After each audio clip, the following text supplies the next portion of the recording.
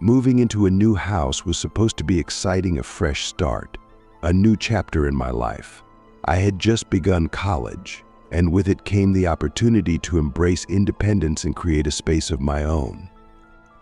The house, nestled in a quaint suburban neighborhood, seemed perfect.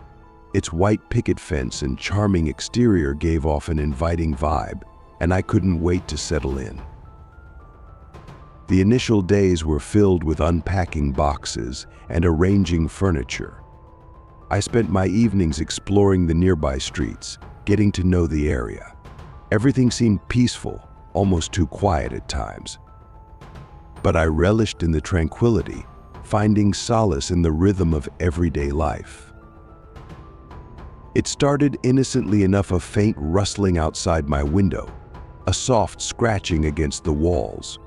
I dismissed it as the normal sounds of a settling house, the rustle of leaves in the wind. Yet, as the nights passed, the noises grew louder, more distinct. I'd lie in bed, listening intently as the mysterious sounds echoed through the darkness. It was unnerving, like whispers in the night, a presence lurking just beyond reach. At first, I tried to ignore it, burying myself deeper under the covers, convincing myself it was all in my head. But deep down, I couldn't shake the feeling that something was amiss. One fateful night, curiosity got the better of me. Unable to endure the relentless noise any longer, I mustered the courage to investigate. Creeping towards the window, I peered outside, expecting to find nothing but the quiet streets bathed in moonlight. But what I saw sent a shiver down my spine, a figure, hunched and shadowy, lurking in the darkness just beyond the edge of the yard. My heart pounded in my chest as I watched, transfixed, unable to tear my gaze away. The creature seemed to sense my presence, its head snapping in my direction with unnatural speed. In that moment, fear consumed me like a tidal wave. I stumbled backward, tripping over my own feet in a frantic scramble to retreat. I knew I had to act, to do something, but terror held me in its grip, paralyzing me with its icy touch. With trembling hands, I reached for my phone, fingers fumbling with the buttons as I dialed the emergency number. Each second felt like an eternity as I waited for the operator to pick up, my breath coming in ragged gasps. 911. What's your emergency? The voice on the other end was calm, professional, a beacon of reassurance in the darkness. I think there's someone outside my house, I stammered, my voice barely above a whisper. I saw something. I don't know what it was, but it looked wrong. There was a brief pause on the line, followed by the sound of typing. Stay where you are, sir. Help is on the way. Relief flooded through me like a wave as I hung up the phone, the weight of the unknown lifting ever so slightly from my shoulders. But even as I waited for the authorities to arrive, a nagging sense of unease lingered in the air, a reminder of the horrors that lurked just beyond the safety of my walls.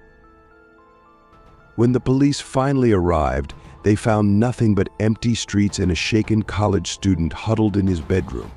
I recounted the events of that night, every detail etched into my memory with a clarity that bordered on obsession.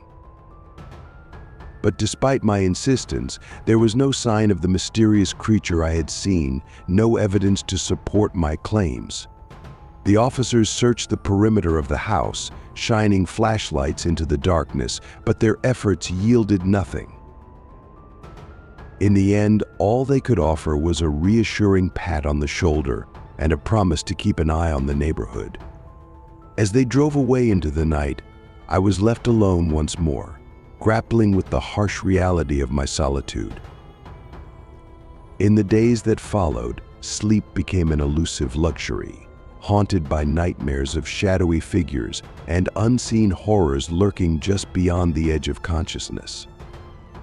Every creak of the floorboards, every whisper of the wind outside sent my heart racing, a constant reminder of the terror that had invaded my life.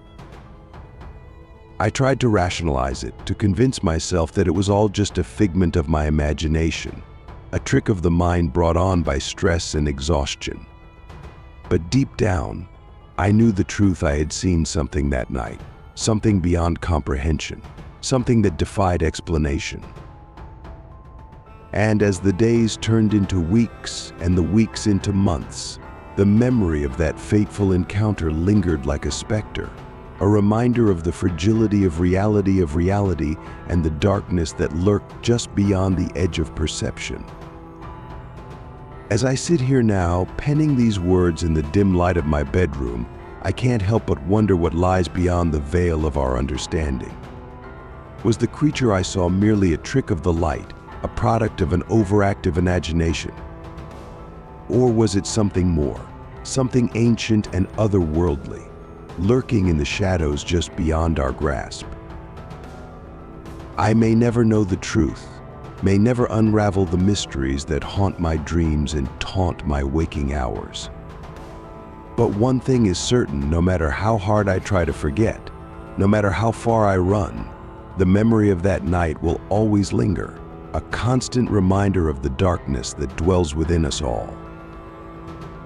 As I stood frozen in fear, my eyes locked on the shadowy figure outside my window, I strained to make out its features in the darkness.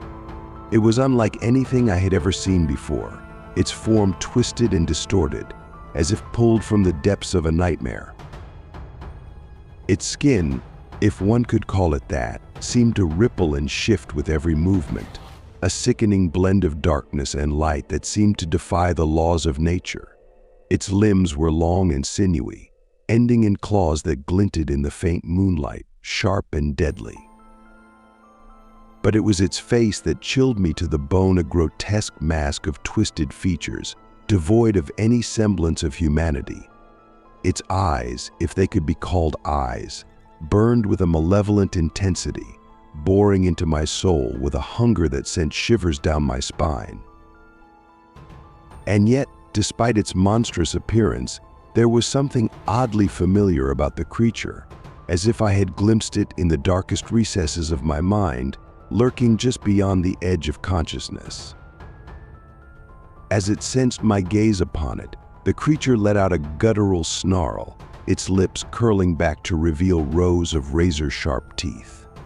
With a speed that defied logic, it turned and vanished into the night, leaving me alone with my terror and the echoing memory of its haunting presence. In the days that followed, I would find myself haunted by visions of the creature, its twisted form etched into my mind like a scar that refused to heal. And though I prayed for answers, for some semblance of understanding in the face of the unknown, the truth remained as elusive as ever, lost in the depths of the darkness that surrounded me.